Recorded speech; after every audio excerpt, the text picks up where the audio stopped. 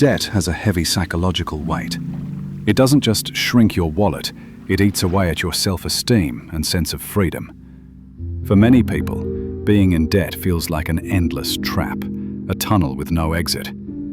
Bills keep arriving, interest compounds faster than income grows, and the stress of collection calls becomes a daily nightmare. In that cycle, life stops being about dreams or projects and becomes a constant struggle to survive the next payment. The first step to breaking this cycle is not financial spreadsheets or a new job. It is emotional courage. It is admitting, with full honesty, where you are and refusing to hide from it anymore. Shame is one of the biggest barriers to change. Society often paints debt as a moral failure rather than what it really is, the result of poor information, lack of financial education, or pressure to consume beyond one's limits. Hiding from the numbers only strengthens the chains.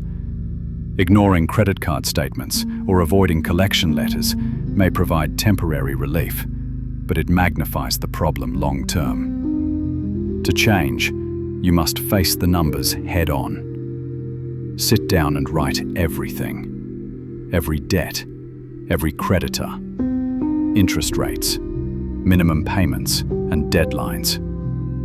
At first, the emotional burden will feel overwhelming, but clarity brings power. Debt, once written on paper, loses part of its invisible terror. It becomes measurable, and what has size can be reduced. The act of facing reality may not erase the debt instantly, but it transforms despair into strategy. That is the very first step toward freedom. Once you've faced the numbers and accepted the truth, the second and most crucial step is to stop feeding the cycle.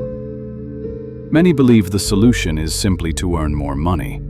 While increasing income is helpful, without new habits, the cycle repeats itself again and again. It is not income alone that builds stability. It is behavior. The first key habit is daily expense tracking. Write down every expense, no matter how small. That $5 coffee, that unused subscription, that impulse purchase at the store.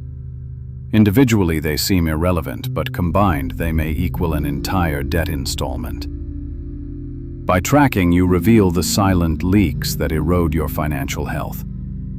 Awareness allows redirection. The second habit is creating a hierarchy of priorities. Essentials come first: food, housing, transportation. Everything else is negotiable.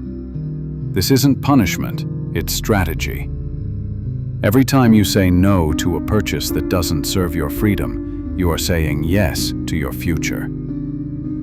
Financial discipline is less about deprivation and more about delayed gratification.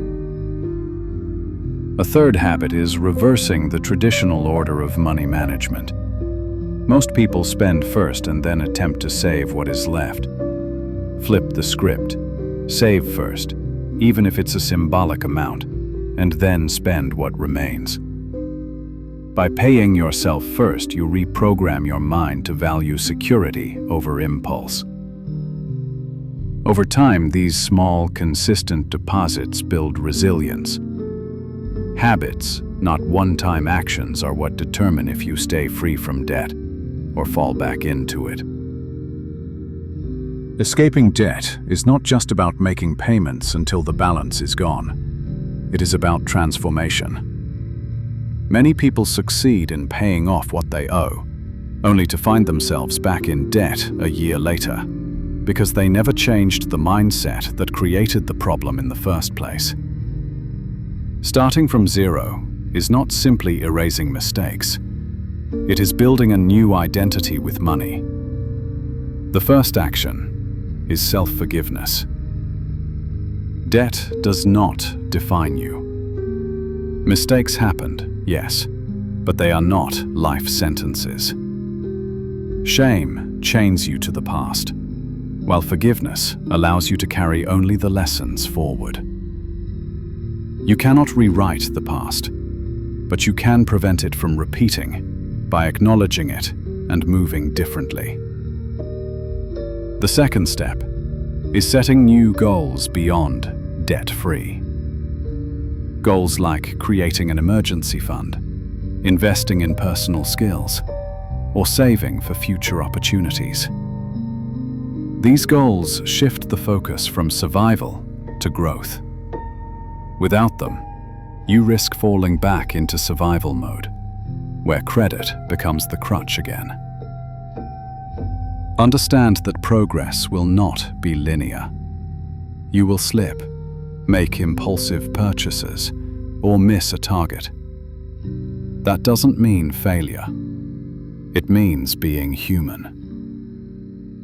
The real victory lies in persistence, showing up, adjusting, continuing. Debt may feel like a prison, but the key has always been in your pocket. When you decide to stop feeding the cycle and start practicing responsibility daily, you unlock the door. Starting over from zero is not weakness. It's a second chance to build a stronger, wiser, and freer version of yourself.